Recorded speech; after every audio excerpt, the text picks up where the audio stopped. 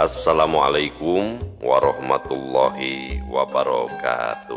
Sampurasun wargi dulur baraya sadayana tepang dangudi sareng simkuring Mang Ian dina acara anu maneh nyaeta dongeng Sunda. Dongeng zaman kiwari ala kiwari anu nyarioskeun sakur kahirupan mangsa bihari atanapi kabaheulaan.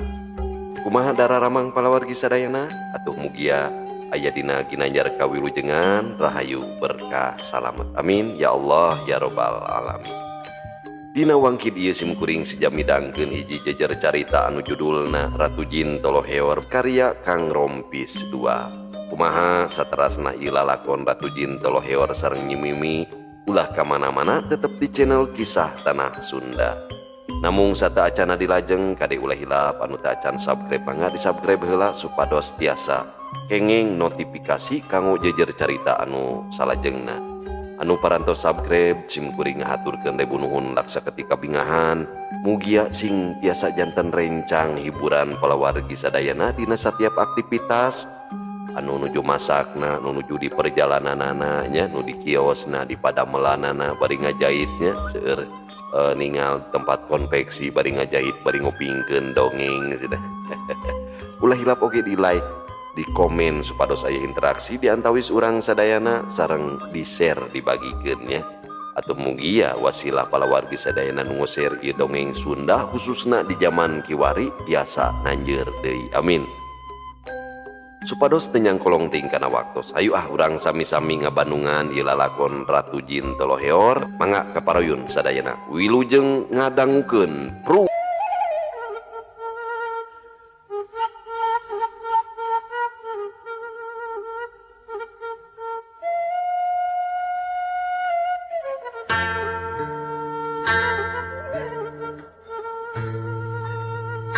kacaturkeun deui kayaan di nagara Jin Cakrabuana.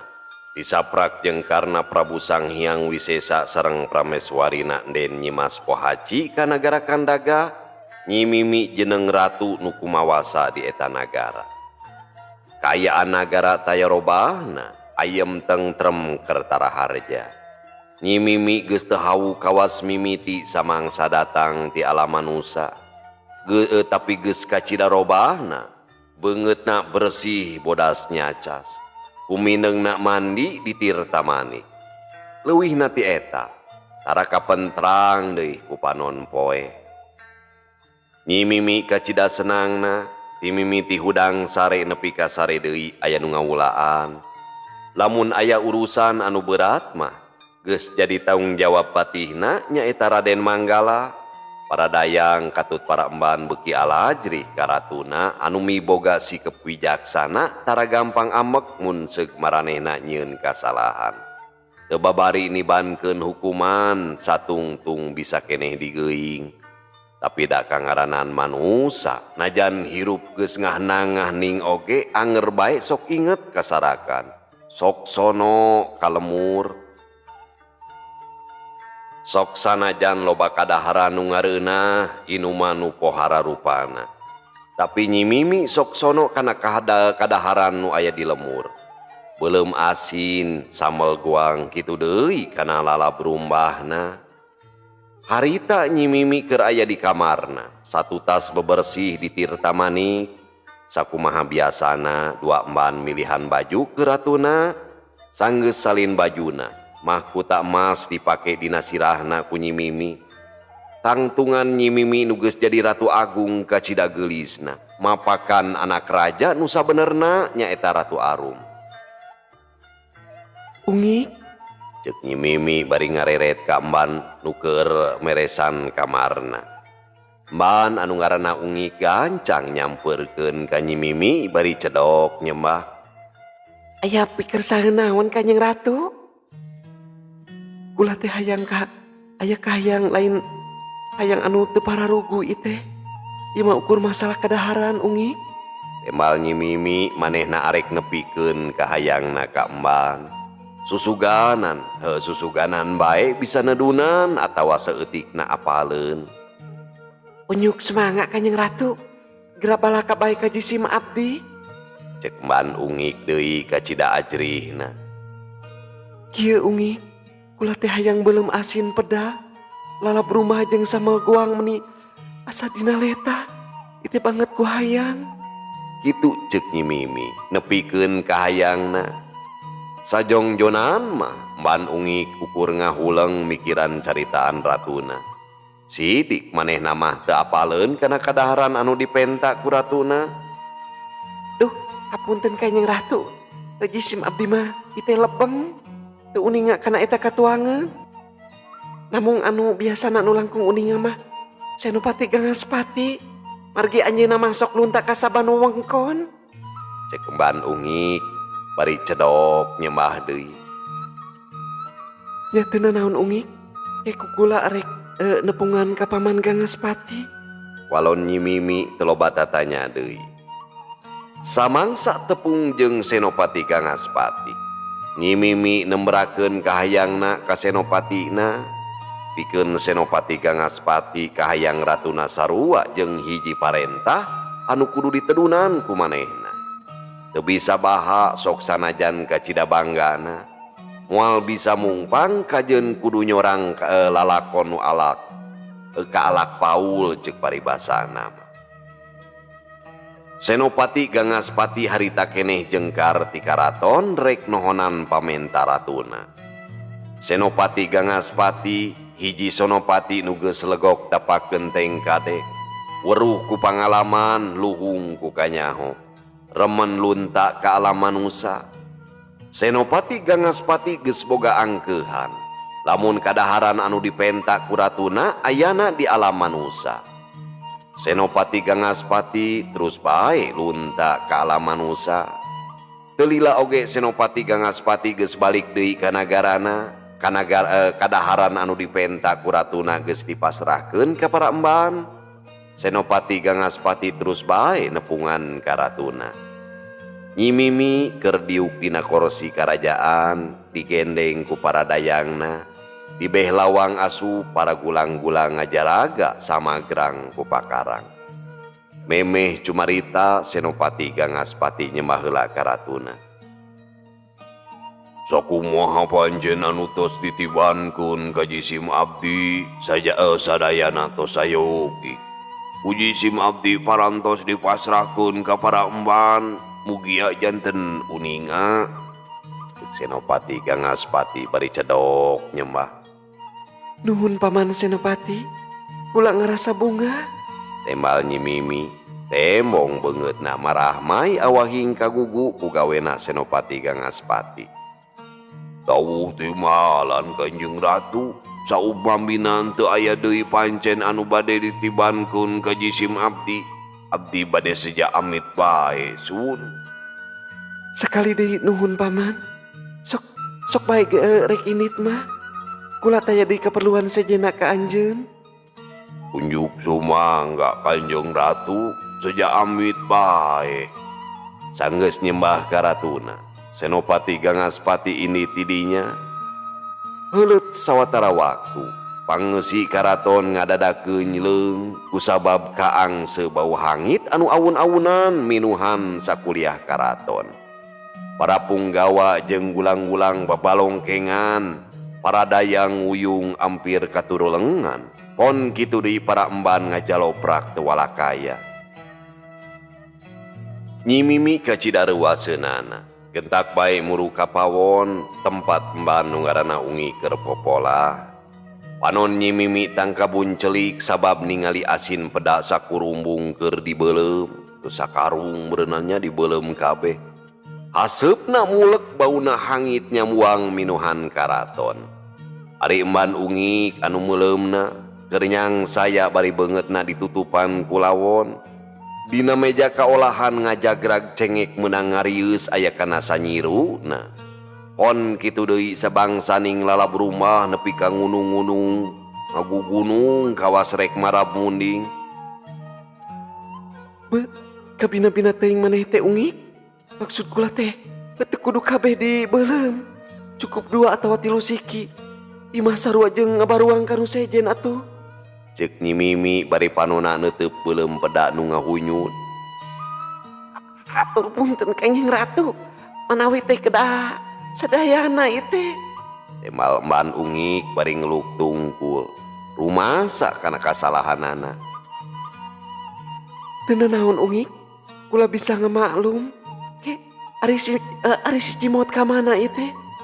Cek Nyi Mimi deui tumanya ka emban hiji deui nu ngaranna Cimot. Bari Cimot teh nuju ngeueum salirana di jamban. Margi socana teu bisa teu tiasa beuntak sareng salirana panas asa direrap. Walon emban ungik ngabejakeun kayaan baturna nyaeta emban Cimot karatuna. Nyi Mimi teu ngomong deui, ukur ngareret kalebah nyiru nu pinuh ku samel goa. Duh, sebenarnya aing teh keur aya di alam naon ieu teh? Niku asa ararane teuing kalakuanana teh. Nyi Mimi ngupat sajeroning hatena sabab ngemuka bingung. Kacaturkeun deui Ratu Arum nu keur aya di alam manusa. Disaprak diajak jadi ronggeng, Ratu Arum jadi guligah pinuh ka bunga. Geus teu inget ka indung bapana. Sumawona ka nagarana, Ratu Arum banget ka cida betahna hirup di alam manusa. Sagala pangabutuh Ambu Esin jeung Mbah Kune dicumponan ku Ratu Arum. Tapi dina perkara duit mah Ratu Arum ka cida ati-atina. Teu gampang nyipta ku pangawasana. Hal ieu teh keur ngawayagah ulah jadi panyuriga deungeun. Mun seuk teh mah Ambu Esin jeung Mbah Kune loba duit, teu pupuguh bakal nimulkeun sangkaan goreng. Balarea geus pada apal kana kaayaan Ambu Esin jeung Mbah Kune heuh nu sasat kahirupanana sakitu ripuhna. Nu matak Ratu Arum kajeun buburuh ka kebon, ngasruk ka sampalan sangkan meunang buruh ku hasil gawena. Bari ngadago jang sugih neang ka manehna sangkan jadi ronggeng, Ratu Arum digawe ka kebon jeung Nyi Iting. Urang lemur loba nu ngalebarkeun ka Nyi Mimi atawa Ratu Arum, nu miboga rupa geulis campernik tapi daek kukurusukan. Daek digawe ka kebon, teu kurang oge anu maruji ka Nyi Mimi. Anu teu eraan sarta loba kadaek.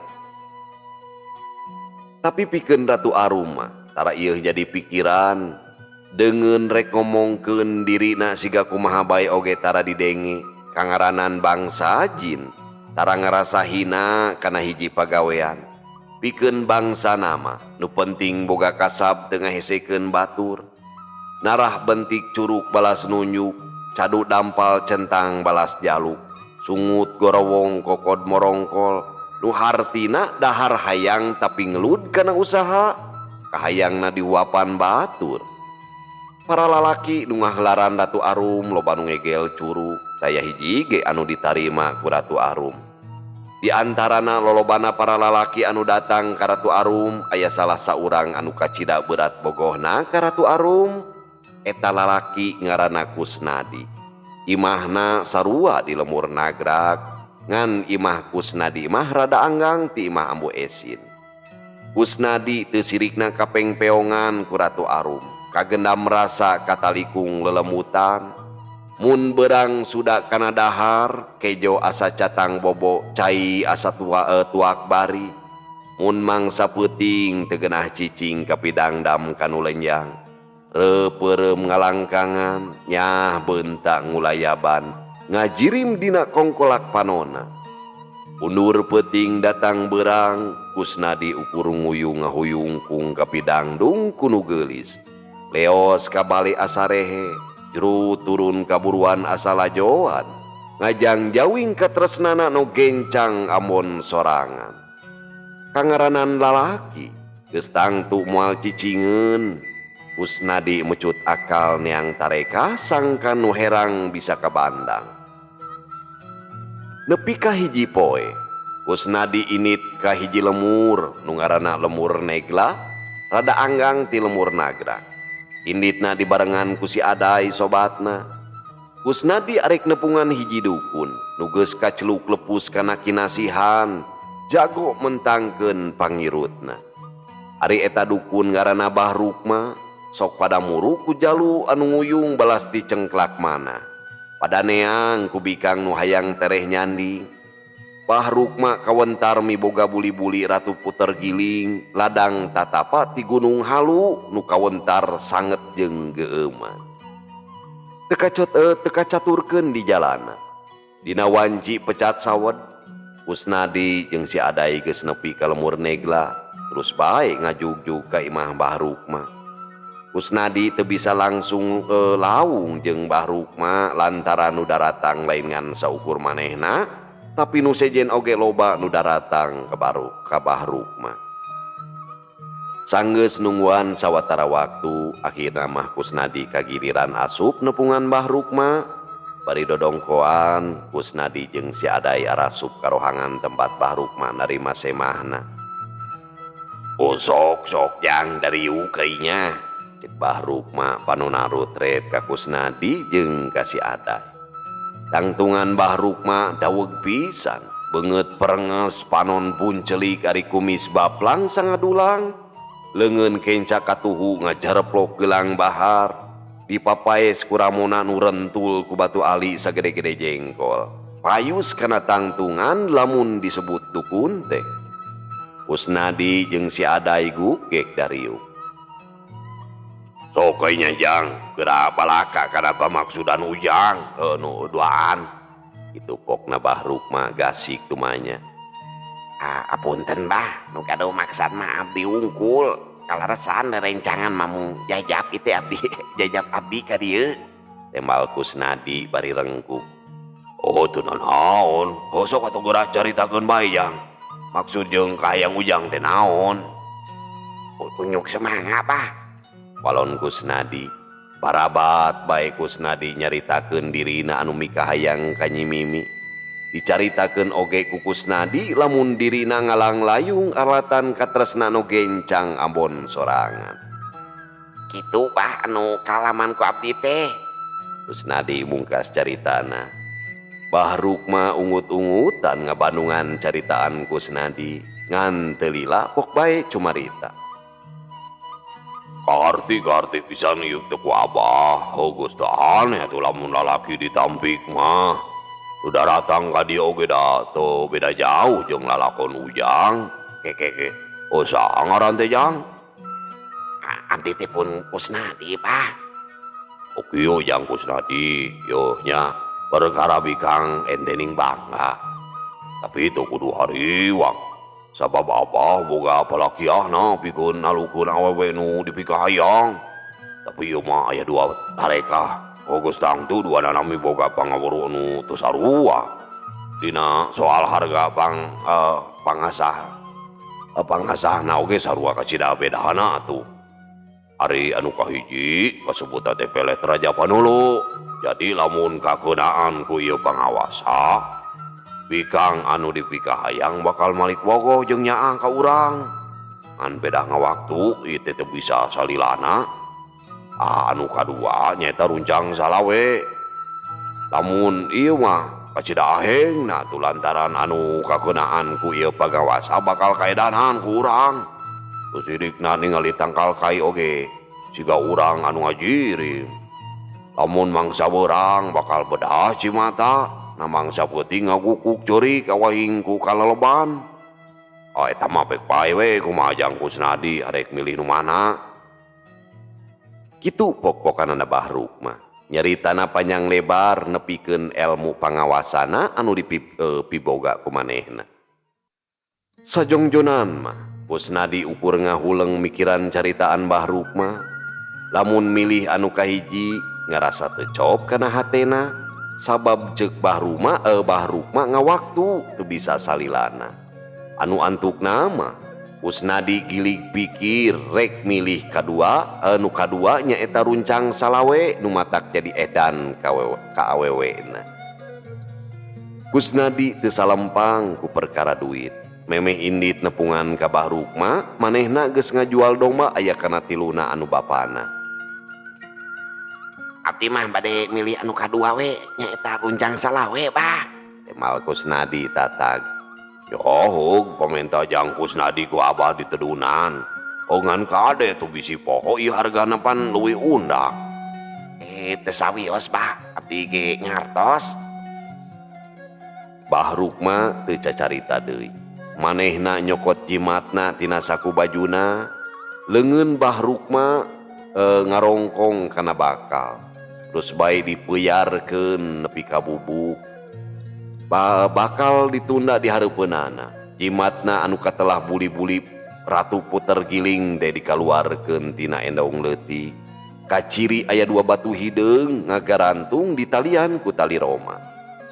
Biwir Bahruk mah ngunyem 4 kali mah pamakena, wer buli-buli muter, mangkin dia mangkin tarik ngurilingan bakal atawa menyan.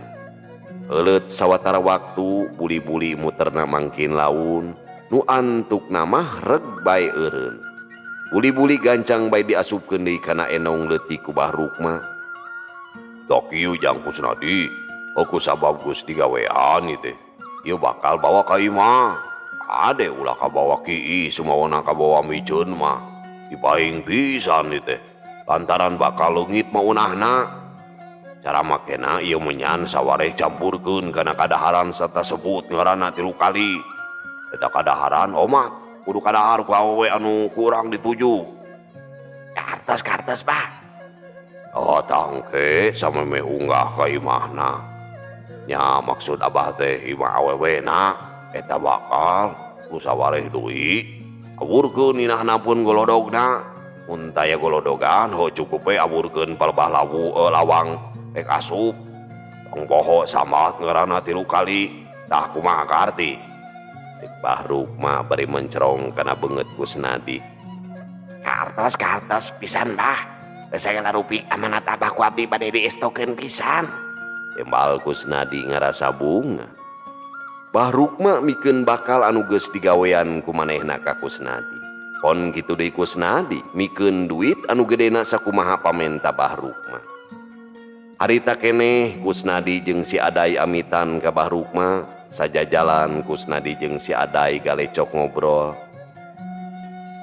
"Duh, uing mah ngabayangkeun lamun sok Nyi Mimi ka Bandung ku ilaing Kus. Moal teuguh nyulung tah lemur nagrag." Cek si Aday bari seuri ngarasa reueus lamun Kusnadi bisa ngabandang Nyi Mimi teh. Bagja dewek mah teu asa jadi arjaun beureun. Teu bisa menangkeun Nyi Mimi anu sakitu geulis kada moalna. Geus moal diantap atuh cacap kawin rek dibawa we ka lemur Malati. Tembal Kusnadi geus nyipta Nyi Mimi kapimilik ku manehna.